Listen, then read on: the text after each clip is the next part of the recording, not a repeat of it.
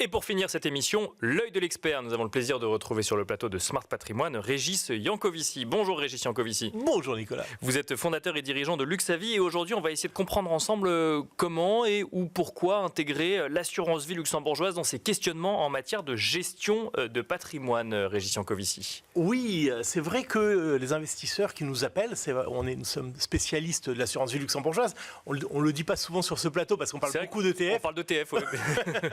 Mais Luxavie, c'est la contraction d'assurance vie et de Luxembourg. D'accord. Voilà. Et puis c'est vrai que nos clients cherchent le luxe à vie. D'accord. Voilà. D'où le nom. D'où le nom, exactement. On aime jouer avec les mots. Et à propos de mots, il y a une petite citation que je voudrais démarrer, mais qui n'a rien à voir avec la finance. D'accord. C'est « choisir, c'est renoncer ». D'accord. André Gide. Et dans le cadre de l'assurance vie, parfois, il y a des non-choix. Il y a des non-choix quand on est expatrié, par exemple. On est obligé de se diriger vers l'assurance vie luxembourgeoise parce que ce sont des contrats qui vous accompagnent en fonction des pays où vous vous déplacez. Bien sûr. Il y a des non-choix quand vous vous dirigez vers l'assurance vie française et que vous n'avez pas un montant suffisant, en général en 100 000, 150 000 euros selon les compagnies d'assurance, pour aller au Luxembourg.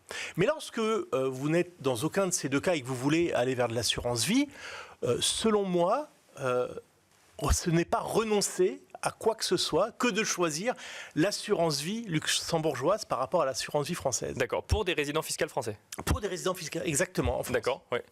Et alors pourquoi ?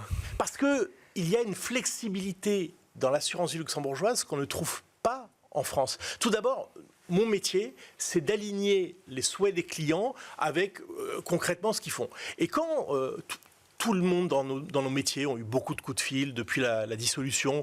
Qu'est-ce qui se passe ? Mon argent, j'ai peur, la France, etc. etc.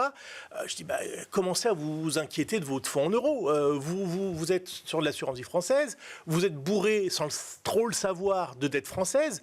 Alignez vos craintes avec ce que vous faites. Ou alors, remettez-vous en question, peut-être qu'il n'y a pas à craindre tant que ça. Mais le Luxembourg permet, pourquoi pas, d'acheter de la dette française au sein d'un contrat luxembourgeois, si c'est ce que veut faire le client. Mais alors, qu'est-ce que ça change d'ouvrir un contrat d'assurance vie au Luxembourg plutôt que d'un contrat d'assurance vie en France ? Alors, cette flexibilité permet, par exemple, d'incorporer des titres. Vous arrivez, plutôt que de verser du cash, vous versez des titres. D'accord.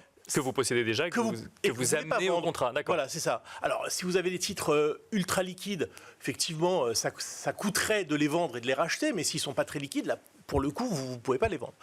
Pourquoi pas les titres que vous détenez de votre propre entreprise. Bien sûr. Voilà. Alors ça, c'est des situations à étudier. Il y a cette possibilité de personnaliser à l'extrême la structuration du contrat.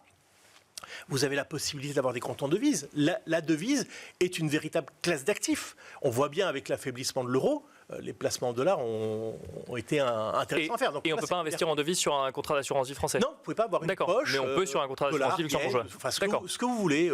Dire dans les grandes devises, je ne suis pas sûr qu'une devise du Zimbabwe pourrait être éligible à l'assurance vie. Mais bon, blague à part.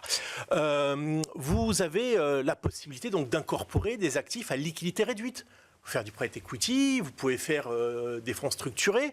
L'assureur, et ça c'est important, n'est pas là pour référencer des produits. D'accord. L'assureur, il est là juste pour vérifier que la circulaire 15.3 du commissariat aux assurances luxembourgeois est bien vérifiée à travers les produits qui sont positionnés dans les contrats. Donc on peut intégrer, ce qu'on entend par flexibilité, c'est une plus large palette de produits qu'on peut intégrer dans son contrat d'assurance vie luxembourgeois. Exactement. La philosophie du contrat luxembourgeois, c'est de dire, plus l'investisseur a de capitaux à investir, plus il a la possibilité de faire des choses. En France, on prend un peu les investisseurs, pardonnez-moi, pour des enfants. On protège tout le monde de la même manière et le plus possible.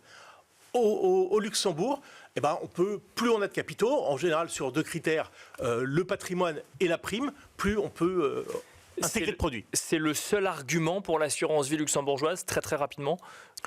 Le seul argument, mais... Est-ce qu'il y a d'autres arguments oui, par exemple, en tant que spécialiste ETF, il y a un argument qui est important. C'est-à-dire que quand vous achetez un ETF dans de l'assurance vie française, vous ne connaissez pas le cours d'exécution. Vous achetez ça comme un fonds. Dans l'assurance vie luxembourgeoise, comme en tant que conseiller financier, on est en prise directe avec la banque dépositaire, ce qui n'est pas le cas en France. Alors, on connaît exactement les cours d'exécution, puisqu'on le gère presque comme un compte-titre. D'accord. Donc plus de flexibilité et plus de transparence pour un investisseur un peu plus averti. Une transparence totale. Alors c'est une transparence parfois qui peut faire peur quand on n'est pas très averti.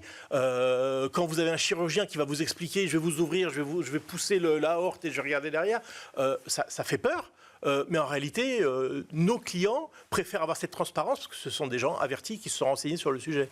Merci beaucoup Régis Yankovici de nous avoir accompagnés dans Smart Patrimoine. Je rappelle que vous êtes fondateur et dirigeant de Luxavie.